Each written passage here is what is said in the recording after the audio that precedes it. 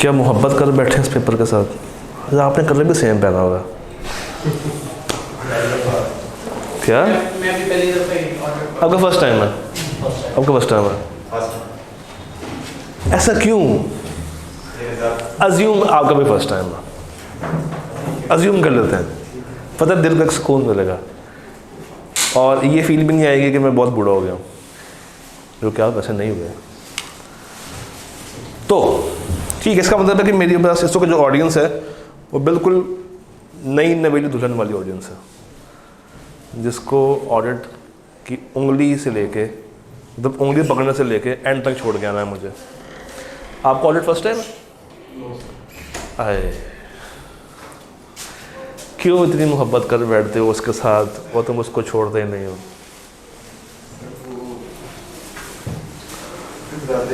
कितनी ज़्यादा हैं? क्या चीज़? ऑडिट खुद नहीं छोड़ रहा। कितनी मोहब्बत कर दी इसके साथ? कितनी दफ़ा इसके साथ गए हो अटेम्प्ट देने के लिए और इसने कहाँ लाकर तुम्हें छोड़ दिया? कितना दूर?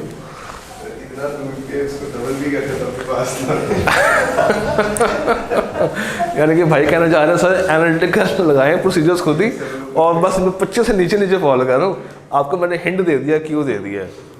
शाबाश, ठीक है, कोई बात नहीं, मेरे लिए आप सब ज़ीरो में, और मैं कभी भी अज्यूम नहीं करूँगा कि आप लोगों ने पहले पेपर दिया है। हाँ, हमें ये पता है कि हमें गलतियाँ कौन कौन सी कवर अप करनी है, वो इनके लिए भी वही हैं, वो आप सबके लिए भी वही हैं। और इंशाल्लाह ताला आज से onwards till the very last day चीज़ें आप सबके लिए इम्प्रूव होंगी।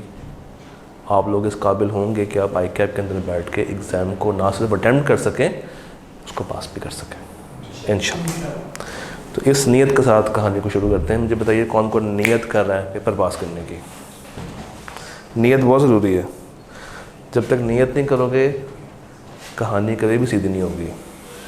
कितना टाइम हो गया सीए में आए हुए? काफ़ी ज़्यादा। कितना? 5 साल। 5 साल। और 5 साल से बाद कि आप एएफसी के टाइम के हो, तो इतना लंबा स्पैन क्यों? बहुत सीए से बहुत मोहब्बत हो गई थी?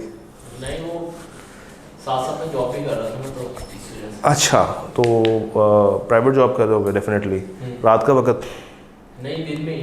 वो अच्छा, ऐसे कर रहा था ना कि जब जॉब कर रहा था तो पेपर नहीं देता था। मैंने पहले 4 पेपर पास किए थे। ठीक है, एएफसी के? ठीक है। फिर कैफ के 4 पेपर, 3 पेपर पास किए थे। 4 में जाना था लेकिन 1 पेपर में एब्सेंट था। अच्छा। फिर 3 पास किए, फिर 3 पास किए और अब 3 रहते हैं। और बीच में जो अटेम्प्ट स्किप की वो आपने? फेल कोई नहीं हुआ। फेल कोई नहीं हुआ जॉब की वजह से? तो जॉब से कितना अर्न कर लिया? इतना कर लिया कि 5 साल को कवर कर सकता है वो पीरियड? नहीं, वो सर जॉब का सर वो ऑडिशन वगैरह पढ़ा लेते हैं और तो उसमें से पेपर स्किप कर दिया पकड़ के? हाँ, वो फिर पढ़ा नहीं जाता मुझसे। अच्छा, यानी कि आप कहना चाहते हो कि आप एट अ टाइम एक जगह में फोकस कर सकते हो, या पढ़ाई पे या जॉब। तो कितने पेपर अभी आपके रहते हैं? मेरे ऑडिट रहता है और एमएफए और बी लॉ। और बी लॉ, और इसके अलावा सारे पास हैं? सारे पास। ठीक है। और बी लॉ पहले अटेम्प्ट किया? पेपर कोई नहीं, मैं अच्छा, फेल कोई नहीं हुआ। ठीक है। आपका नाम? अजीम। सर? मुझे नाम? अबू बकर भाई, कितनी मोहब्बत है सीए से? तो मुझे तकरीबन 3.5-4 साल हो गए। 3.5-4 साल से आप खजल खबार हो रहे हैं सीए में? नहीं सर, वो दरमियान में जब कोविड आया तो वो कुछ इश्यूज हो गए थे, कुछ लोग बीमार हो गए थे, कुछ की डेथ हो गई थी। ओह अच्छा, साल डेढ़ बस वो उसी ट्रॉमा में गुजर गया होगा। ये सबके साथ एक फेज गुजरा था। स्टार्टिंग में एएफसी क्लियर किया, फिर अच्छा, अभी एएफसी के बैकग्राउंड से हो? अच्छा, एएफसी क्लियर किया तो मुझे दिसंबर में, उसके बाद में मैंने रिटर्न में इंट्रो और बी लॉ उस वक्त जो था वो क्लियर किया था। उसके बाद अच्छा, हॉल्ट आ गया था क्योंकि कोविड आ गया था, इश्यूज आ गए थे। सही सही सही। तो ये बिल्कुल फर्स्ट टाइम पिक करने लगे हो या इससे पहले कभी पढ़ा था? अटेम्प्ट नहीं दी, पढ़ा हो? सर सीए में आके ऑडिट नहीं पढ़ा। सीए में आके फर्स्ट टाइम है? वैसे ए लेवल्स में बिल्कुल थोड़ा सा हल्का सा टच किया था आपने। हाँ जी। यहाँ पर आते हैं हम नाम चलो अच्छी बात है, ठीक है। यू से लिखते हो, ओ से लिखते हो? ओ से। अच्छा अब बताएं। CA में 3.5 साल हो गए। और जिस पेपर ने बहुत तंग किया? कौन सा वाला? ये या वो कंबाइन वाला? वो कंबाइन वाला जिसमें 28 चैप्टर्स होते थे। अच्छा, आते सारे थे मगर अटेम्प्टिंग में। तो अभी कौन से पेपर रहते हैं? ठीक है। बहन ना दस दो, हमजा बहन, मुझे पता, इनको नहीं पता, ना दसो। हमजा व्हाट? हमजा अजीज़ भाई, CA की जर्नी में अभी तक आपने क्या खोया क्या पाया, या सिर्फ खोया ही है? सर बेसिकली एग्जैक्ट 4 साल हो गए हैं। एग्जैक्ट 4 साल? अच्छा अच्छा, तो फिर क्यों अभी तक? बहुत अच्छी थी, AFC बहुत अच्छा गया। AFC background, AFC background, AFC background, AFC background, PRC। ये यंग बच्चा हमारे इधर में बैठा हुआ। अच्छा 2019 और 20 में काफ़ी अच्छे मेरे एग्जाम किए हुए। अच्छा, इको FAR1 इवन के CMA में भी स्टार्टिंग की थी मैं, जब बजटिंग उसके अंदर था। हाँ था तब वो मेरा पास हो। कहना ये चाह रहे हैं कि सर मैंने बोला CMA पास किया हुआ जिसमें एक लेवल होता था, अब तो आजकल का CMA तो सर अभी बच्चों वाला हो गया है। अच्छा, इस दफ़ा का पेपर बड़ा मुश्किल आया था CMA का। मेरा तो पास हो गया। हाँ हो गया। अच्छा, इसके बाद वो इशू आता कि यहाँ से हट जाते हुए, मतलब नेक्स्ट टाइम में एडमिशन करवा के वापस भी मेरा एक्सीडेंट हुआ और ऑलमोस्ट 1.5 साल के लिए मैं बेड रेस्ट पे चला गया था। उसके बाद जब दोबारा आया हूँ तो पेपर्स पास कर लिए, नाम नहीं ले रहे पास। अभी कितने रहते हैं? FAR2, MFA, ऑडिट और लॉ। अभी चालू थे ना? आपको मैंने पहले भी देखा है, उसके अंदर देखा होगा। अच्छा फिर? अच्छा 1 साल हो गया। तो अभी कितने लेवल पास हुए 1 साल में? 4 दिए थे, 2 पास हुए। 4 कौन से दिए? पहला ग्रुप पूरा। और पास कौन सा हो गया? FR1 दिया होगा ना कम से कम? FR1 दिया होगा। कितने में फेल हुआ? कितने में फेल हुआ? 41 पे FR1 पास 45। और अभी 6 दिन है? 9 से 4। चलो गुड हो गया। तो इसका मतलब है कि हम थोड़ी सी इनसे गाइडेंस ले सकते हैं न्यू बच्चों के लिए कि वो ज़रा पूछें पुराने वालों से कि पेपर में बैठ कर क्या मसले मसाइल आते हैं, ताकि इनको भी हेल्प मिले। पेपर में क्या होता है? आप पेपर में चले गए, तैयारी आपने पूरी की हुई है, ये अब हम सुनना है आप लोगों ने, रट्टा पूरा लगाया हुआ। उसके बाद टेस्ट की प्रैक्टिस कम थी। टेस्ट की प्रैक्टिस कम थी, यानी कि हमें टेस्ट की प्रैक्टिस को बढ़ाना चाहिए। अच्छा, और उसके बाद सर उसके जब मैं पेपर में बैठा था तो मुझे पेपर आता भी था काफ़ी। ठीक है। और पैनिक यानी कि अगर मैं लिखूं आपके कुछ रीजंस, तो पहले आपने कहा कि राइटिंग प्रैक्टिस, और अब आपने कहा कि आप एग्ज़ाम में बैठ के एग्ज़ाम प्रेशर में आ गए थे और आप पैनिक कर गए थे। और इसके अलावा कितने मार्क्स का पेपर अटैम्प्ट किया था? सर किया मैंने सर 1 छोड़ा था, वो जो हमारा ऑडिट और बिजनेस रिस्क था ना, उसके बाद पता है कितने मार्क्स का सवाल था वो, कुछ याद है? मेरे ख्याल 4 पार्ट थे उसके। हाँ जी, और वो 18 मार्क्स वाले थे। 18 नंबर का भाई सवाल छोड़ के आ गए थे। इसका मतलब है कि एक और रीज़न हमें मिल गई है, not completing 100% of the paper. और तो अगर 18 का सवाल छोड़ा है, इसका मतलब है कि आपने 80 नंबर का पेपर अटेम्प्ट किया होगा। उस 80 में से अगर आधा भी सही हो तो 40, उस 40 का आधा आपका आया है, आसपास के फिर रहा होगा। इसका मतलब है कि आपका फेलियर 30 नंबरों से नहीं है, आपका फेलियर 80 नंबरों से है। और इसका मतलब ये है कि जो सबसे मेन वजह है वो अपने आप में ओवर कॉन्फिडेंट होना।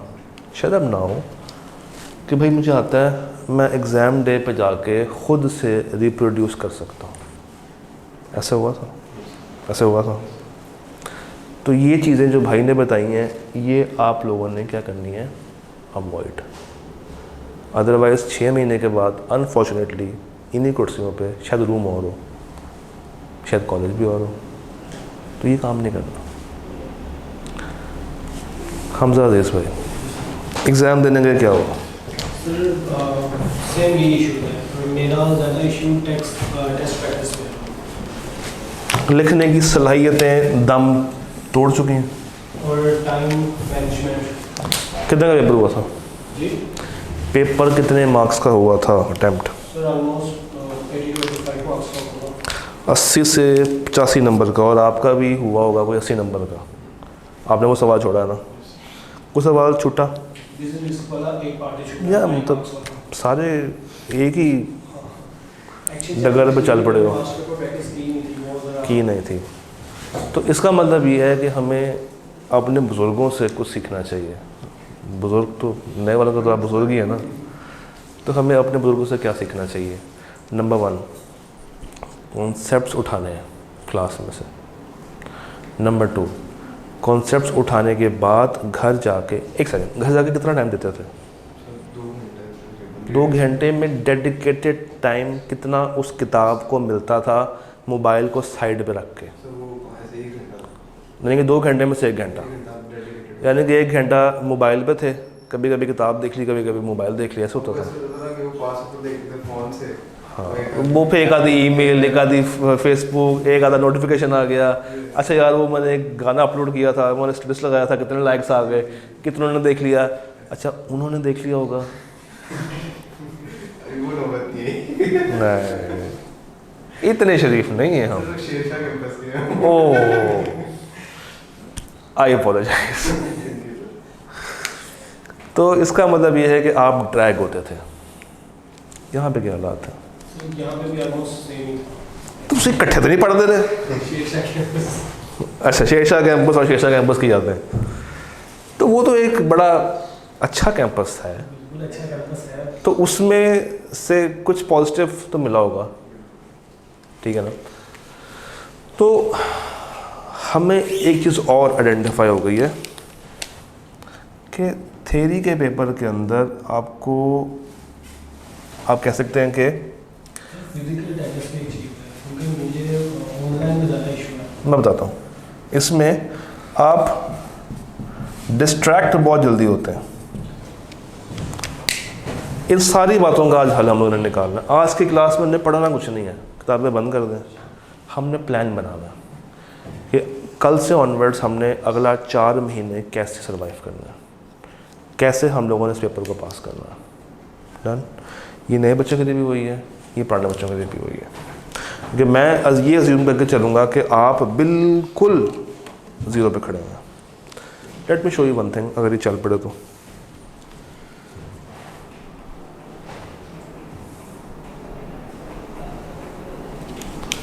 मोर और लेस आप लोगों ने मुझे यही कुछ इश्यूज बताए हैं।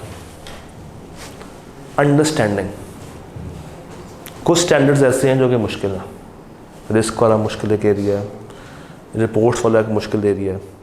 वो बच्चों को, हाँ वो बच्चों को क्लास में समझ तो आ जाती है, मगर उसके बाद घर जाकर जब वो प्रैक्टिस करने बैठते हैं, अगर वो बैठें तो वो परेशान हो जाते हैं। फिर टीचर आगे आगे भाग रहा होता है, बच्चे पीछे पीछे आ रहे होते हैं।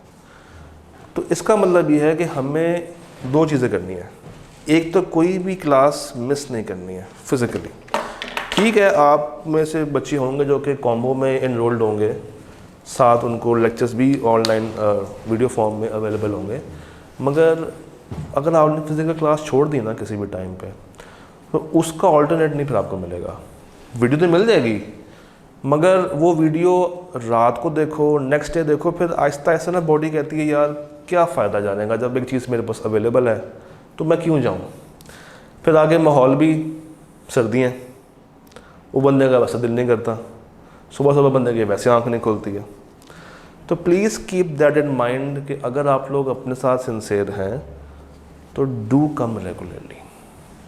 रेगुलर आएंगे तो फ़ायदा होगा, रेगुलर आएंगे तो क्लास के अंदर उस 1 घंटे के अंदर प्रैक्टिस हो पाएगी। ये बहुत ज़रूरी है।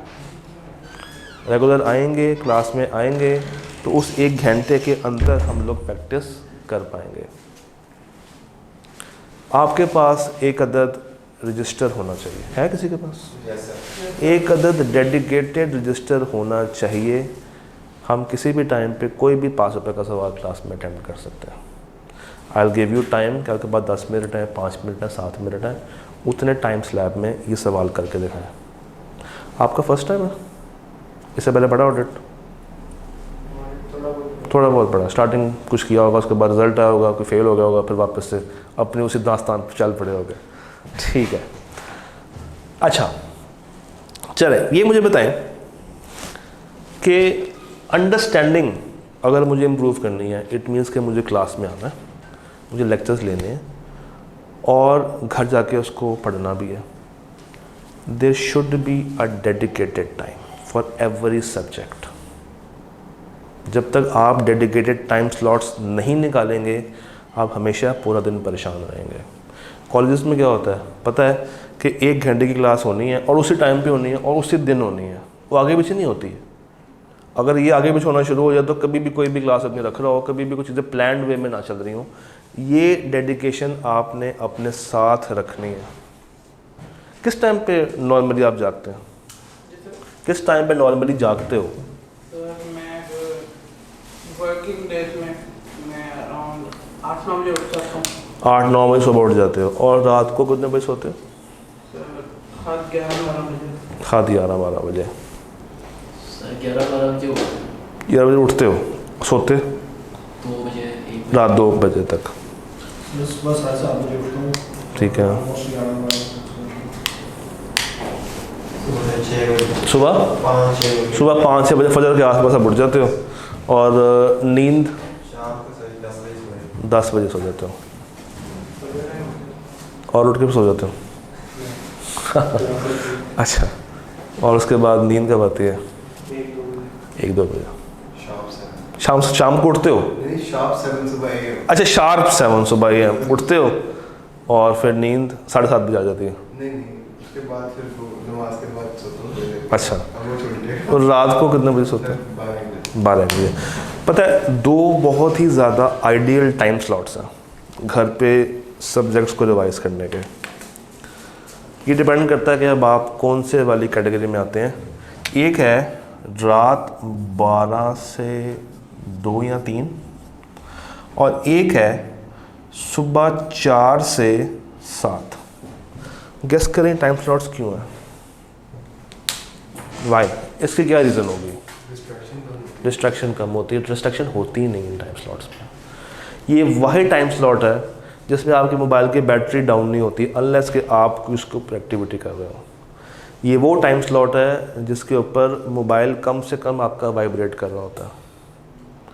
ये आइडियल टाइम स्लॉट है पढ़ने का, चाहे कोई भी पेपर हो, ऑडिट का हो, बी लॉ का हो, MFA का हो, न्यूमेरिकल हो, कुछ भी हो। आइडियल तरीन टाइम स्लॉट इनमें से कोई है और इसको अपना लें। इससे होगा ये कि आप पूरे दिन की परेशानियों से बाज आ जाएंगे।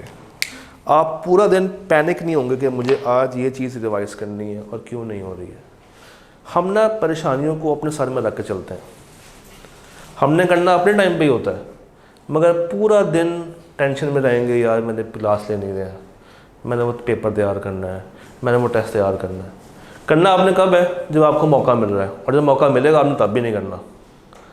तो शुरू से आपको पता होना चाहिए कि what is the time slot available for me, और ये वो टाइम स्लॉट है जिसमें आप उसको ड्यू टाइम दें। फिर अगर आपने 12 से 3 दिया है तो वो 12 से 3 आउटसाइड द क्लास आवर्स हैं और आपने फिर उसको खुल के रिवाइज़ करना। इससे ये होगा कि आप एक तो फुल दिन की टेंशन से बाज हैं, फिर आप फुल दिन एंजॉय कर सकते हैं, दोस्तों के साथ घूमें फिरें, क्लासेस के बाद जाएं, याशी करें। हाँ, बैक ऑफ द माइंड ये पता है कि मैंने घर जाके फिर इसको भी टाइम देना। अदरवाइज़ क्या होगा? दोस्त बुला रहा है, जाऊँ या ना जाऊँ? अच्छा चला जाऊँगा तो फिर वो टेस्ट तैयार नहीं होगा, पेपर तैयार नहीं होगा, चलो नहीं जाता। नहीं गए, घर आ गए, घर आ गए फिर और 100 काम, अम्मी ने कोई काम भेज दिया, अभी उन्हें कुछ काम पे लगा दिया, कोई दोस्त यार मिलने के लिए आ गया, कोई घर वाले, तो बंदा पूरा दिन अजियत में रहता है। ये वो टाइम स्लॉट्स हैं जहाँ पे आपको कभी भी परेशानी का सामना नहीं होता। तो सर अंडरस्टैंडिंग के लिए आपने डेडिकेटेड टाइम पे क्लासेस में आना है, डेडिकेटेडली आप लोगों ने पढ़ना है और रट्टा नहीं लगाना। अनफॉर्चुनेटली मैं एक ख़राब बात कर रहा हूँ, रट्टा नहीं लगाना। पूरे ऑडिट में गिनती की 3 बातें हैं जहाँ पे मैं आपसे कहूँगा कि भाई आपने इसको क्रैम करना है, बस उसके बगैर पॉसिबल नहीं है। उससे हट के पूरा ऑडिट ICAP चाहता है कि बच्चा सेल्फ राइटिंग करे। और वो सेल्फ राइटिंग कब कर सकता है? जब उसके माइंड में वो कॉन्सेप्ट अवेलेबल हो, जब उसको पता हो कि उसने लिखना क्या है, जब उसको वो स्टैंडर्ड आता हो। बीलो पास किया है ना? किस तरह पास किया था बीलो? बीलो, सी लॉ किस तरह पास किया आप लोगों ने? क्या अप्रोच थी लॉ के पेपर में? हैं? अगर पूरी बुक रटा लगा ली थी सी लॉ की, ठीक है, पेपर आया पेपर में मेरा जो था 70 से लेके 73% जो था पेपर का वो रट्टे वाला था, बेहतरीन हो गया और रट्टा काम कर गया। और जो कॉन्सेप्चुअल थे उसमें एक क्वेश्चन तो बहुत मुश्किल था। अटेम्प्ट कौन से थे? इससे पहले वाले। ठीक है। बाकी वो जो सवाल आया था शेयर्स वाला गलबन, याद नहीं, वो डिविडेंड के चैप्टर में से आया। हाँ ठीक है। उसमें पता नहीं पूरा चैप्टर याद था, लेकिन पता नहीं लग रहा था कि लिखना कहाँ से है इसमें। पेपर पास हो गया था। पेपर पास हो गया था क्योंकि लॉ किस तरह पास किया था? बी लॉ पास। हाँ, बी लॉ पास। किस तरह पास किया था? सर मैंने तो पूरा क्रैम किया था। क्रैम। बी लॉ के केस में ये था कि जो लॉ की डेफिनेशन थी वो याद कर ली थी, बाकी सारी केस के भी प्रैक्टिस थी। ये मैंने पेपर पूरा टाइम किया। पास नहीं हुआ? यस। नहीं हुआ ना? हो गया। अच्छा हो गया। अच्छा वो केस स्टडी पढ़ी थी था, पास हो। याद नहीं? टेस्ट दिए थे। थियरी का पेपर चाहे बी लॉ हो, चाहे सी लॉ हो, चाहे ऑडिट हो, चाहे MFA का मैनेजरियल पोर्शन क्यों ना हो, हर पेपर की अप्रोच एक ही है, लिखना है उसको। रट्टा लगा के सी लॉ पास होता है, मैं मानता हूँ, मगर रट्टा लगा के बी लॉ पास नहीं हो सकता। बी लॉ राइटिंग डिमांड करता है। सी लॉ के अंदर जो सिनेरियोज़ हैं, अगर तो रट्टा लगाया हुआ है और सिनेरियोज़ भी रट्टे वाले ही होते थे बेसिकली, तो आप उसी रट्टे को सिर्फ नाम शाम बदल के लिख देते थे तो वो काम चल जाता है। बी लॉ के केस में ऐसा नहीं होता था, यहाँ भी ऐसा नहीं होगा। आपको अपने अंदर लिखने की आदत अपनानी पड़ेगी। जब तक वो आदत नहीं लेकर आएंगे चीज़ें सेट नहीं बैठेंगी। तो क्लास लेनी है, जो चीज़ क्लास में कवर हुई है घर जाके इन टाइम स्लॉट्स के ऊपर कहीं ना कहीं उसको रिवाइज करना है, और जो चीज़ पढ़ाई है उसको अपने रजिस्टर पे उतारना है। जो चीज़ दिमाग में है ना उसको लिखना है, फिर देखें क्या चीज़ आप मिस कर रहे हैं। इट मीन्स कि आपके माइंड ने 60 to 70% एरियाज़ को ग्रास्प किया होता है, जो रह जाता है उसको फिर आप दोबारा से देखें। फिर आपने बनाने हैं माइंड मैप्स, फ्लो चार्ट्स, ये ज़रूरी है फॉर प्रॉपर रिटेंशन, ये बहुत ज़रूरी है। अदरवाइज़ चीज़ें स्किप हो जाती हैं। दो स्टैंडर्ड्स कभी भी आपस में लिंकिंग डेवलप नहीं कर पा रहे होते। ICAP के क्वेश्चंस कितने अटेम्प्ट किए थे तैयारी करते हुए? ऑलमोस्ट अपने ईमान से बताना। सर चैप्टर 3 नहीं किया था। ठीक है। और 3 की क्या वेटेज है पता आपको? जी 3 की वेटेज क्या है पता आपको? हाँ जी पता है, वो मैंने क्रैम किया था पर पास में प्रैक्टिस नहीं की। अच्छा। उस टाइम पे वो टाइम मैनेज भी हुआ, अच्छा, कुछ पेपर प्रेशर हो रहा था। तो कितने सवाल लिखे होंगे पूरे? पेपर में नहीं, तैयारी करते हुए। तैयारी करते हो सर, क्या नाम है जो FR2 ऑडिट में जो चैप्टर 14 में जो आपने करवाई थी वो सारी ये थे। सवाल ये कितने खुद से प्रैक्टिस किए थे? वो खुद से ही प्रैक्टिस कितने सवाल किए होंगे? कह सकते हैं तकरीबन 8-10 चैप्टर 14 में, और उसके अलावा 2-3 बाकी में। मैं कह लूँ कि आपने को 30 सवाल हाथ से लिखे होंगे। जी 30 एक सवाल लिखे होंगे हाथ से, कह सकते हैं। 10 10 एक हाथ से लिखे थे, तो फिर आपका फेल होना बनता है। मेरी बात का माइंड नहीं करना, फिर आपका फेल होना वाकई में बनता है। क्योंकि हमने पास बस करने हैं ऑटम 2009 से, ये कितने साल बनते हैं? 14 14.5 साल, 29 अटेम्प्ट्स। और हर अटैम्प्ट में कभी ना कभी 7 सवाल, किसी में 8, किसी में 9, किसी में 10, हम ऑन एवरेज 8 सवाल कर लेते हैं। तो 29 अटैम्प्ट्स को ज़रा 8 से मल्टीप्लाई करें। तकरीबन 200+। ये लिखवाना है मैंने आपसे, लिख सकते हैं।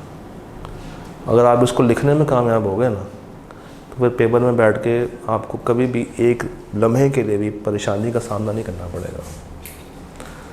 तो इस नीयत के साथ आना है क्लास में कि भाई मुझे जाके कभी भी कोई भी चीज़ लिखने को मिल सकती है उसी 1 घंटे में। फिर ये हमने बात कर ली। अच्छा, फिर इसके बाद टेस्ट भी हैं पूरे सेशन में। अगर मैं आपको दिखाऊं स्केजुअल नज़र आ रहा है? हमारी क्लास होगी 6 डेज़ अ वीक के हिसाब से।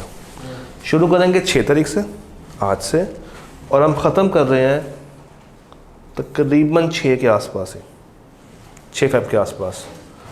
तो नवंबर से दिसंबर, दिसंबर से जनवरी, जनवरी से कितने महीने हो गए? 3 महीने और कुछ 3 महीने। 4 क्यों कहा? क्योंकि आपने नवंबर, दिसंबर, जनवरी, फरवरी भी काउंट कर दिया होगा उस तरीके से। हाँ, तो नवंबर से दिसंबर, दिसंबर से जनवरी, जनवरी से कोई भी चैप्टर ऐसा नहीं है जिसमें हम लोगों ने प्रैक्टिस नहीं करनी पास्ट पेपर्स की। आप गौर करें, chapter 1 except companies act past paper practice. नीचे आए कंपनीज एक्ट 2 अलग अलग दिन रखे हुए हैं। एथिक्स में हम लोगों ने 2 दिन रखे हुए हैं। 610 2 दिन रखे हुए हैं। 550 1 दिन रखा हुआ है। चैप्टर 14 1 2 3 4 5 6 तकरीबन 6 दिन रखे हुए हैं। यहाँ पर आ जाते हैं सब्सटेंटिव के अंदर, वो तो खैर है ही प्रैक्टिस, तो ये सारे दिन प्रैक्टिस ही होती रहेगी हमारी। चैप्टर 9 का 1 दिन रखा हुआ है। 5 के 2 दिन रखे हुए हैं। 3 ज़रा गौर कीजिएगा, 1 स्लैब ये और 1 स्लैब ये, 2 वीक्स रखे हैं 3 के। कह देंगे 1 स्लैब में पूरा कंटेंट मुका दिया, फिर नेक्स्ट वीक में पूरी प्रैक्टिस खड़का दी। और टेस्ट कितने हैं? 15 क्लास टेस्ट है। और उसके बाद रिवीजन टेस्ट भी हैं हमारे 1 2 3 और 4, जिसमें 3 4 चैप्टर्स कंबाइन हम लोग लेके चलेंगे। इतनी प्रैक्टिस बहुत है, पक्की बात। ये अवेलेबल तो मैं कर दूंगा, करनी किसने है? आप लोगों ने। ज़रा ताली बजा के दिखाएं, बजाएं ताली, बस दुआ से बजी है ना। एक हाथ मेरा और एक हाथ आपको होना पड़ेगा। और ये तालियां मुझे दोबारा सुननी है, भला कब? जब आपका ये पेपर पास हो जाएगा और उस वक़्त आप लोग स्टेज पे होंगे और बाकी बच्चे बारी बारी एक दूसरे को अप्रिशिएट कर रहे होंगे। हो जाएगा, आप भी यकीन कर लो। मुश्किल है मगर करना तो पड़ेगा, क्योंकि मैंने आपको डायरेक्शन देनी है, उंगली पकड़ के चलाना सिखाना है। एग्ज़ाम तक छोड़ के भी आऊँगा, बिठा के भी आऊँगा, वहाँ बैठ के क्या करना है वो भी बताऊँगा, 3 घंटों में क्या करना है वो भी बताऊँगा। फुल फ्लैश पेपर भी हम लोगों ने सॉल्व करना है, उसमें शामिल नहीं है, वो अलग से होंगे। फुल फ्लैश 2 या 3 पेपर्स हम लोग सॉल्व करेंगे क्लास के अंदर खड़े होकर। ये सब कुछ मेरे एंड से मिल जाएगा। मुझे आपके एंड से भी कुछ चाहिए। क्या चाहिए? कंसिस्टेंसी चाहिए। पता है एक स्टडी है, स्टडी ये कहती है कि अगर आप कोई भी काम करें ना फॉर द कंसेक्यूटिव 21 दिन, तो आपकी बॉडी उसको अडॉप्ट कर लेती है।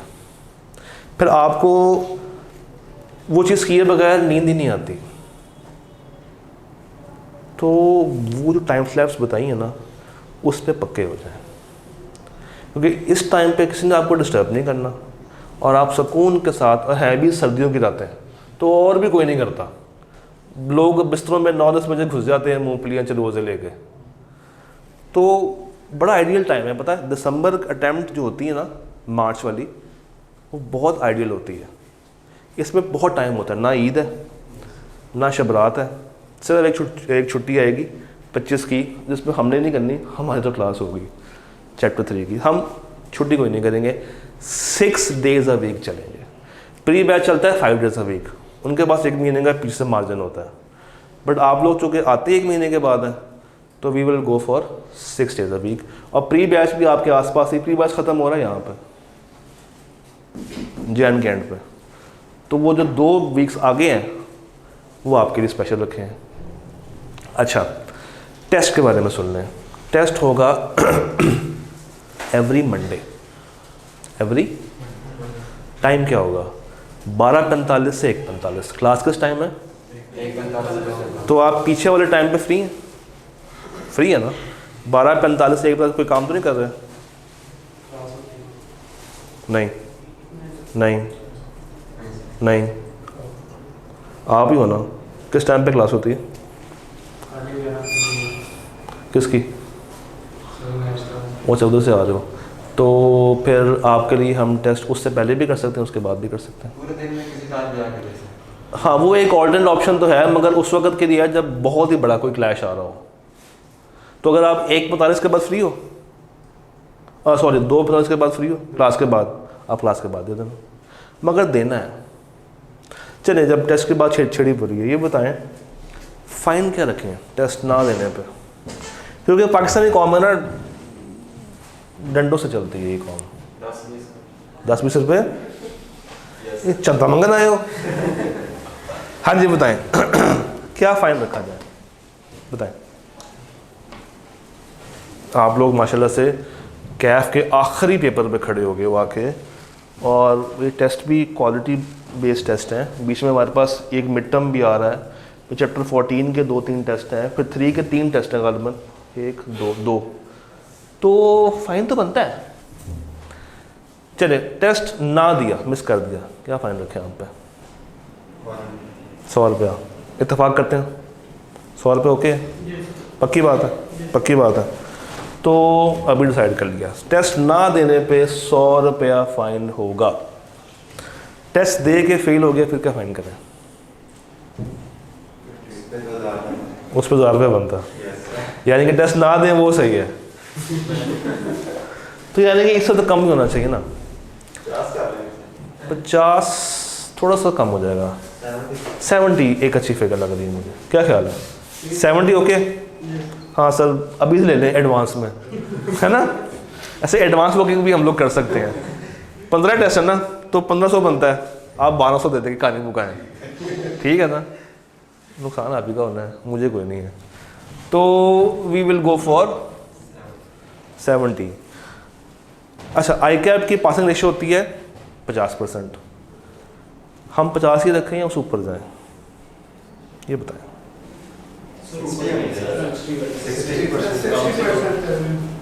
60 कर लें या 70 कर लें? 70 होती है। 60-70 करें, ठीक है। फिर ऐसे करते हैं, ग्रेजुअली इंक्रीज कर लेंगे। हाँ, 40, 41, 42 ऐसे करके चलें। 60 से ऊपर ले लेंगे। क्योंकि सर आई कैप में जो है 100% पेपर अगर तकरीबन अब ये बंदा अटेम्प्ट करता है तो चांस होते हैं मेरे तरफ से पास होने के। बात तो सही। ठीक है, 70%। 70 एडवांस बुकिंग जारी है, अगर कहते हो तो मैं एडवांस ले सकता हूँ। 70 या 65 कर लेते हैं, बीच में एक सेटअप कर लेते हैं। 65 सही है। अच्छा, 30 का जरा निकाले, 65% क्या आता है? निकाल के बताइएगा।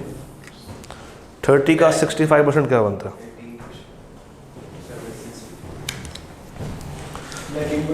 19.5। और 70% क्या बनेगा? 21। ठीक है, मैं सिंपल रूल इसको सिंपल कर देते हैं।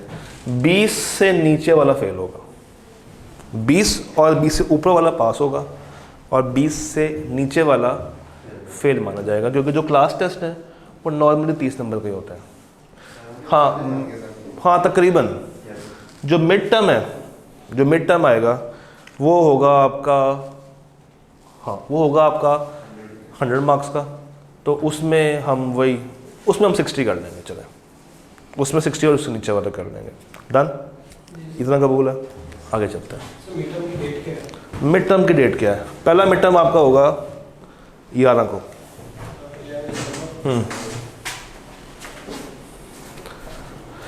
पेपर पैटर्न तो आप लोगों को पता ही है। 20 से 25 नंबर का एरिया वो आता है जो कि प्योर क्राइमिंग बेस्ड होता है। इस दफ़ा आया था 20 से 25 नंबर का एरिया मेरे भाई प्योर क्राइमिंग बेस्ड होता है। बाकी 75 to 80% पेपर कुछ सेमी लॉजिकल होता है, कुछ प्योर लॉजिकल होता है। तो ये मार्क्स तो आसान है, गेम चलती है यहाँ पे। ये मार्क्स तो हर कोई हासिल कर सकता है, गेम आती नीचे। हमारा टारगेट क्या है?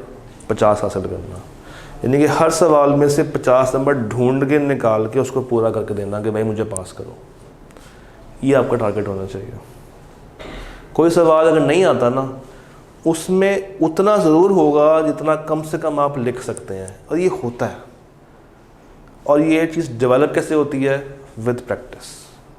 क्योंकि जब आप प्रैक्टिस में अनसीन सवालों को देखेंगे ना, तो चीज़ें आपका माइंड ऑटोमेटिकली वर्क करता है, और उसकी वर्किंग बहुत ज़रूरी है। अगर ये चीज़ वर्क करती है ना, अनफॉर्चुनेटली हम इसको चलाते ही नहीं हैं। चलता है हमारा ये? चलता है? लास्ट टाइम कहाँ पे चलाया था? सर्च करते हुए? तो आपको बताऊँगा मैं, वो चॉइस तो आपकी होती है। ये हम लोग नहीं चलाते अनफॉर्चुनेटली। अगर इसको चलाना शुरू कर देना तो चीज़ें बहुत बेहतर हो सकती हैं, मगर हम लोग चलते हैं हमारी पुरानी अप्रोच पे, वो है रट्टे वाली अप्रोच। उसमें से हम लोगों ने बाहर निकलना है। डन सर, ये हमारी ग्रिड है। पूरे सिलेबस को ICAP ने 4 हिस्सों में तकसीम कर दिया। Grid A, grid B, grid C और ग्रिड D। ग्रिड A में ICAP कहता है 15 से 25 नंबर, 15 से 25, और 3 चैप्टर्स हैं इसमें, पहला, दूसरा और 13वां। पहला, दूसरा, 13वां, और हमने इसी सीक्वेंस में चलना है। पहले फर्स्ट करेंगे, फिर 13 करेंगे, फिर वापस 2 पे आएंगे। Then we have grid B, ये हमारी आखिरी ग्रिड होगी। ग्रिड B 15 से 20 नंबर के लिए ICAP ने सिर्फ एक चैप्टर रखा है, चैप्टर नंबर 3, सिर्फ एक चैप्टर, और उसके साथ एक छोटा सा एरिया चैप्टर 4 से निकाला 230 डॉक्यूमेंटेशन का। वो आप कह लेंगे ना होने के बराबर है। यूँ समझ लें कि ये पूरी ग्रिड का मालिक कौन है? चैप्टर 3। आपको एक चीज़ दिखाता हूँ। हमने कहा था 15 से 20, चैप्टर 3 शो हो रहा है, 20 नंबर, 15 नंबर, 20 नंबर, 20 नंबर। ये है जब से न्यू स्कीम आई है, स्प्रिंग 22 में न्यू स्कीम आई थी फर्स्ट टाइम। तो चैप्टर 4 में से एक दफ़ा उसने बस टेस्ट किया है साल पहले, उसके अलावा 20 पूरे किए, 20 पूरे किए और 20 पूरे किए। ICAP अपनी ग्रिड को बहुत रेगुलरली फॉलो करता है। जब उसने कह दिया ना कि 15 से 25, 17, 20, 19, 18 ICAP फॉलो करता है। इवन मोर मज़े की बात बताता हूँ, हमें आज इस क्लास में खड़े होकर ये पता है कि एग्ज़ाम में 6 सवाल कौन से आने हैं। कौन से आने हैं 6 सवाल? एक सवाल रिस्क का आना है, एक सवाल रिपोर्ट्स का आना है, सॉरी 2 सवाल रिपोर्ट्स के आने हैं, एक सवाल रिस्क का आना है, और एथिक्स का एक सवाल आना है। इन अदर वर्ड्स ये 6 चैप्टर्स, 14वां, तीसरा, 13वां, 5वां, 6ठा, 11वां, और उसके साथ अगर मैं ये 3 टॉपिक्स ऐड कर लूँ ना, 9 का एक एरिया, 1 का एक एरिया और 2 का एक एरिया, तो ज़रा ऐड करें खुद ही। 78 जमा 0 78, 72 प्लस 12 84, 79 प्लस 4 83, 58 प्लस 14, और इसको ऐड करें 68 plus 12, on average 80, on average 80 marks का पेपर बनना है 6 चैप्टर्स में से और 3 टॉपिक्स में से। क्या इसका मतलब ये है कि सब चीज़ों को छोड़ के बस यही तैयार कर लिया जाए? The answer is no. बाकी भी तो है, मगर बाकी देखना स्कैटर है, बाकी स्कैटर्ड हुआ होगा, कभी कुछ पूछ लिया, कभी कुछ नहीं पूछा, तो इनके ऊपर हमारा फोकस ज़्यादा होगा। और अगर मैं आपको एक चीज़ और दिखाऊं, हमने कहा 14, 3 और 13, ठीक है। अब अगर मैं आपको स्केड्यूल अपना दोबारा दिखाऊं ना, तो अब देखिएगा 14, 3 और 13। 14 शुरू होता है यहाँ पे, 1 वीक, 2 वीक, 3 वीक, 4 वीक, पूरा महीना हमने 14 के साथ खेलना। 2 हफ्ते 3 को देने हैं। एथिक्स को पूरा 1 वीक दिया हुआ, और उसके ऊपर कंपनीज एक्ट जो हमने कहा था एक स्पेसिफिक एरिया, उसके ऊपर 4-5 दिन। चैप्टर 5 4 दिन, चैप्टर 6 एंड पे रखा है 4 दिन, उसको ऊपर नीचे भी कर सकते हैं, मगर जो इम्पॉर्टेंट एरियाज़ हैं उस पर हमारा फोकस बहुत ज़्यादा होगा। हाँ, जो चीज़ मैं आपसे डिमांड करूँगा वो ये कि आपने कोई भी चीज़ सिर्फ इसलिए कि ये इम्पॉर्टेंट नहीं है छोड़नी नहीं है। आई कैप का कोई पता नहीं है, किसी भी टाइम वो कोई भी एरिया निकाल कर टेस्ट कर सकता है।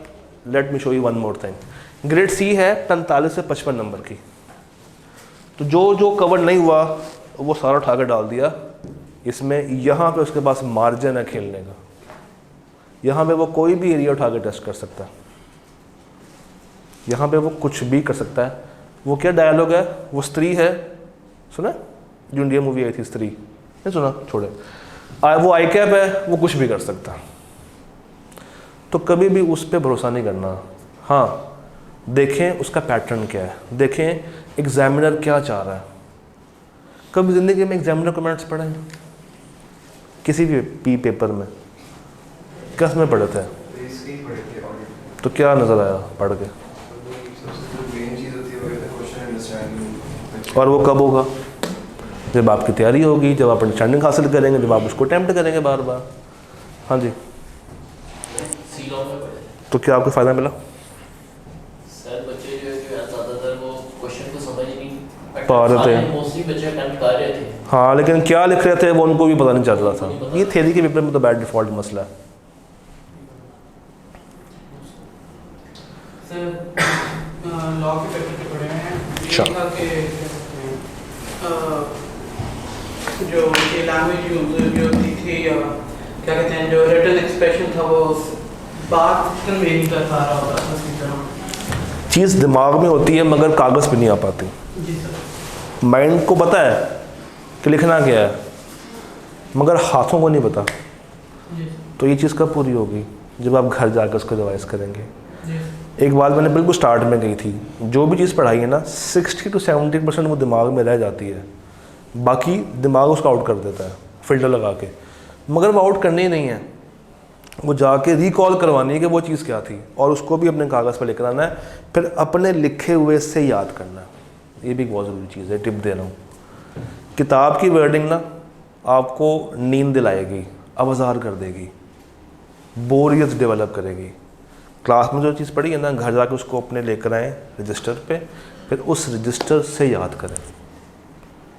आपकी लिखी हुई, आपकी लगाई हुई एक लाइन अगर आपने 4 दिन पहले लगाई थी ना, 2 हफ्ते के बाद भी जब आप उस लाइन पे पहुंचेंगे ना, तो आपको याद आएगी कि वो लाइन मैंने क्यों लगाई थी, किस लिए लगाई थी, उस वक़्त क्या हो रहा था। ये होता है। कभी भी अपना कोई पुराना कागज़ उठा के चेक कीजिएगा, यू विल फील कि ये चीज़ कब हुई थी, कैसे हुई थी, किस लिए हुई थी, उस दिन मैंने क्या किया था। ये mind has this power. Done? वो कुछ मुतमिन हो रहे हैं, जी सर। पेपर पास करना है, जी सर। पक्की बात है, नियत कर रहे हैं, मैंने पास करवा के दम लेना। ऐसे मैंने यहाँ पे नहीं छोड़ना आप लोगों को। मुझे आपसे ज़्यादा आपकी फ़िक्र है, कसम से। अच्छा, कुछ चैप्टर्स हमारे पास लॉजिकल हैं, कुछ चैप्टर्स हमारे पास स्ट्रेट फॉरवर्ड हैं। हमें आज खड़े होकर ये भी पता है कि ICAP ने किस चैप्टर में से किस तरह की टेस्टिंग करनी है। फॉर एग्जांपल चैप्टर नंबर 1, इसको हम करते हैं 2 हिस्सों में डिवाइड। चैप्टर 1 एक्सेप्ट यूनिट 3 और चैप्टर 1 का यूनिट 3 अलग कर देते हैं। इसका मतलब है कि एक्सेप्ट यूनिट 3 ICAP ने सवाल पूछने हैं रट्टे वाले, स्ट्रेट फॉरवर्ड सवाल। रट्टा मीन्स मैं आपको ये नहीं कह रहा कि आपने क्राइम करना है, रट्टा मीन्स के सवाल आने हैं सीधे, जिसमें आपकी नॉलेज टेस्ट हो रही होगी। और जो दूसरा एरिया है वहाँ से आना है आपका एप्लीकेशन बेस्ड सवाल, यानी कि लॉजिकल सवाल। चैप्टर 13 यूनिट 1 रट्टा, यूनिट 2 लॉजिकल। चैप्टर 14 कुछ एरियाज नॉलेज बेस्ड, कुछ एरियाज एप्लीकेशन बेस्ड, कुछ एरियाज मिक्स। मिक्स से क्या मुराद है कि दोनों एट्रीब्यूट्स रखता है, नॉलेज वाले भी और एप्लीकेशन बेस्ड वाले भी।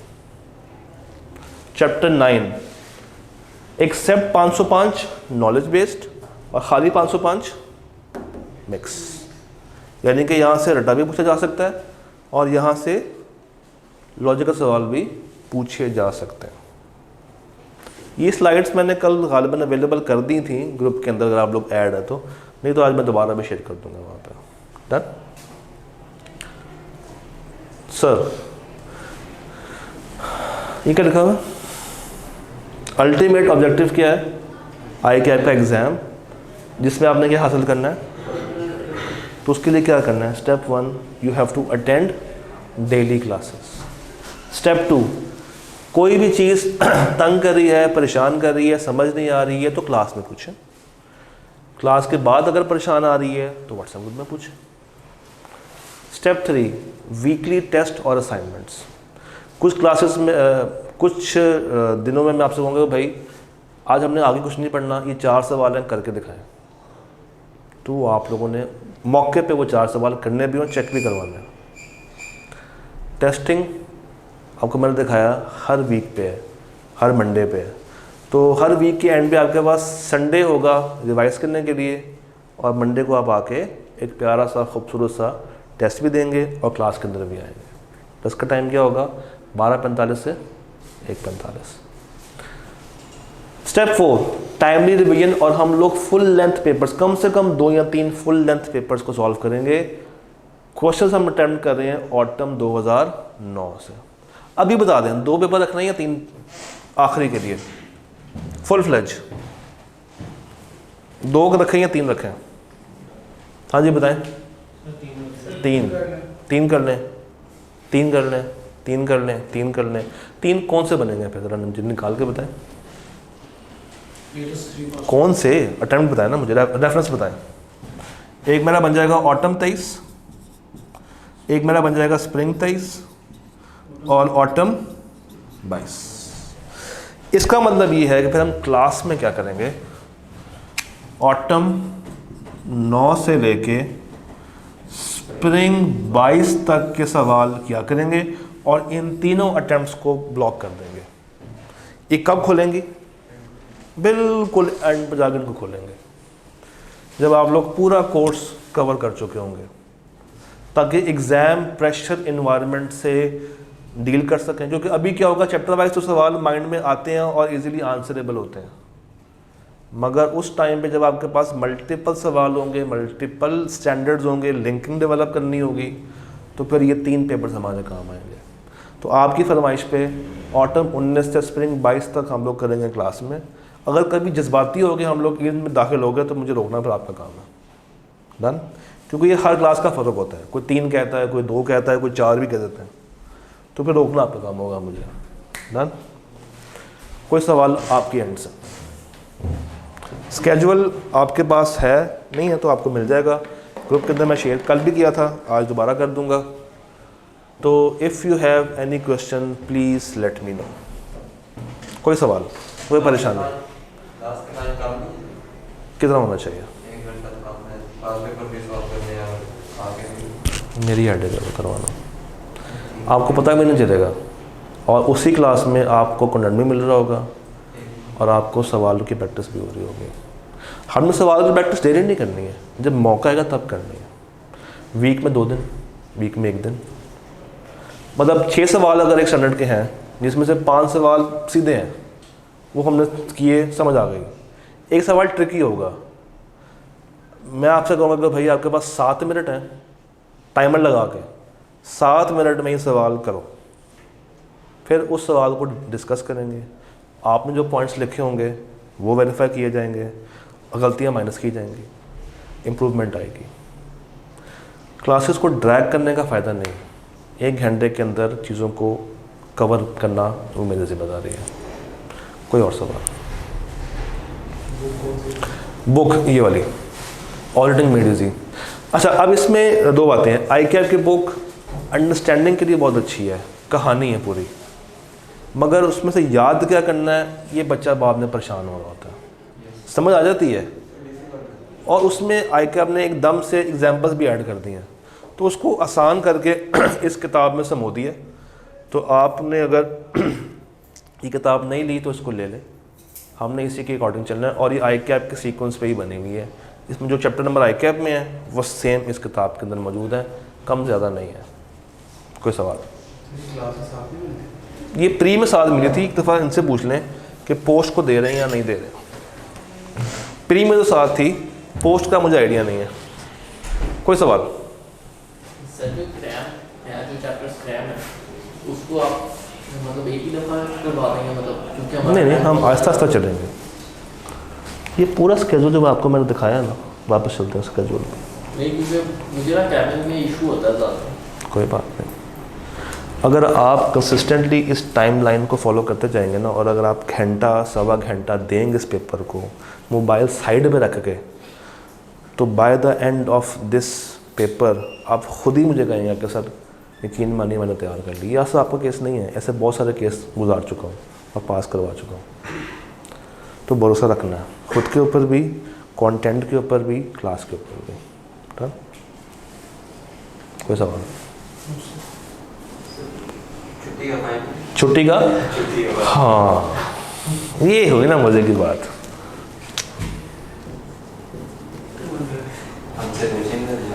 मैं क्यों पूछूँ, मैं क्यों पूछूँ? क्या हुआ? इस फाइन का एंड पे क्या होगा? अगर तो पेपर पास हो गया तो ये फाइन रीइंबर्स हो जाएगा। नहीं, मजाक कर रहा हूँ। ये फाइन के एंड पे क्या होगा? इस फाइन को ऐड करेंगे, इसमें मैं पैसे ऐड करूँगा, और सेशन एंड के ऊपर हम लोग एक पार्टी कर लेंगे। जमा किसके पास होगी? ये आप लोगों ने फैसला करना। आप में से कोई शरीफ आदमी जो ना सिर्फ शक्ल से बल्कि नीयतन भी शरीफ हो, बीइंग एन ऑडिटर, किस पे यकीन किया जाए? स्केप्टिक रह के चलना है। मजबूर जिसने सबसे सस्ती घड़ी पहनी हो। है ही नहीं है? चलो आप पे दे दिया, डन। कलेक्ट भी आपने करना है, मेंटेन भी आपने करना है, चेक मैंने करना है, डन। कोई और सवाल? इतनी सारी बातें कर ली हैं, अभी भी 10 मिनट पड़े हैं मेरे लास्ट में। कौन दसो टाइम पड़ा है, टाइम ज़्यादा है। कोई परेशानी वाली बात सर नहीं। ये प्री और पोस्ट जो है, इसमें जैसे हम तो फर्स्ट टाइम पढ़े और हम पोस्ट में आ रहे हैं, तो इसमें हमारी स्पीड थोड़ी ज़्यादा रहेगी? बिल्कुल भी नहीं, सेम रहेगी। खूबसूरती तो यही है। काश जो मेरे पास प्री का स्केड्यूल होता। मैं मज़े की बात बताता हूँ। चैप्टर 14 प्री में 3 वीक्स पे दिया है मैंने, आपको 4 वीक्स पर रखा है। प्री एक दिन के फासले, यानी कि प्री में एक दिन ऑफ होता है उनका, मंडे का। आपका 6 डेज़ का वीक चल रहा है। प्री ने ख़त्म होना है यहाँ पे 27 जनवरी पे, आपके ने ख़त्म होना है 10 फेब पे। और अगर मैं पेस बढ़ाता तो मैं आपको फिर प्री के साथ ख़त्म कर रहा होता, ऐसा नहीं किया। तो 10 फेब कब ख़त्म कर दें आपको? ठीक है, चैप्टर 6 के अलावा आप जा सकते हैं। सर इसके बाद भी कहानी ख़त्म नहीं होगी, पता आपको इस चीज़ का? इसके बाद भी कहानी ख़त्म नहीं होगी। इसके बाद एक क्रैश कोर्स आएगा 10 दिनों का। उस क्रैश कोर्स के अंदर 10 टेस्ट होंगे। मैंने आपसे शुरू में एक बात की थी कि मैं आपको एग्ज़ाम तक छोड़ के आऊँगा। बच्चे को लगता है कि वो घर बैठ के पता नहीं क्या कमाल की तैयारी कर लेगा, वो एक लफ्ज़ नहीं पढ़ पाता जब तक उसको डंडा नहीं मिलता। तो ये डंडा है। तो थोड़ा सा अब रिलैक्स मोड से बाहर आए, थोड़ी सी अब आपको सीरियसनेस अडॉप्ट करनी पड़ेगी। ये पेपर मुश्किल है। आपके केस में पता मसला क्या है? आपने ग्रुप ए के बाद एकदम से क्या फेट पकड़ लिया, बीच में से आप गायब हो गए हैं, FR2 से गायब हो गए हो, MMA से गायब हो गए हो, ऐसा ही है ना? तो आपको इसलिए फील हो रहा है। बिल्कुल टू द पॉइंट एक्यूरेट है। मज़े की बात है कि इस सेशन में छुट्टियाँ भी नहीं हैं, ना छोटी ईद है, ना बड़ी ईद है, ना मुहर्रम है। और जो 25 की आनी भी है, हमने वो भी नहीं करनी।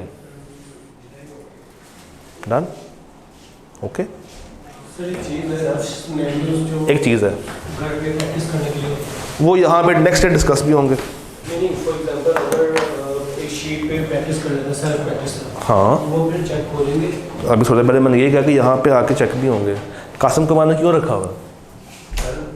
कहते हैं कि आर के बगैर ऑडिट कहते हैं कि ऑटो के बगैर पेपर पास नहीं होता। मैं आपकी बात पे पूरा का पूरा एग्री करता हूँ, सलूट करता हूँ, सब कुछ करता हूँ। इस पे 10 मिनट की वीडियो मेरी ही बनी हुई है, कहेंगे तो अभी भी शेयर कर देता हूँ। मगर आई कैप की इस दफ़ा की पॉलिसी ने सब कुछ हिला के रखती है। बहालत मजबूरी FR1 जिस बच्चे ने पढ़ी है और जो स्टैंडर्ड्स FR2 वाले हैं वो पूरे तो खैर नहीं, मगर उसका ऑडिटिंग पर्सपेक्टिव हम लोग यहाँ पे डिस्कस करेंगे क्लास के अंदर। उसके बगैर चैप्टर नंबर 14 पूरा नहीं हो सकता। तो ये जो मैंने 1 2 3 4 वीक्स दिए हैं, इसके पीछे कोई लॉजिक है। ये एकदम से मुझे ख्वाब आया और सुबह प्लान नहीं बना। रात 4:30 बजे इसको मैंने फाइनल किया। तो आई एम वेल प्लान्ड। मुझे आपकी तरफ से बस सपोर्ट चाहिए, दे देंगे? पक्की बात है, नियत करते हैं, बेस्ट देंगे, भज जाओ अल्लाह दे वाले।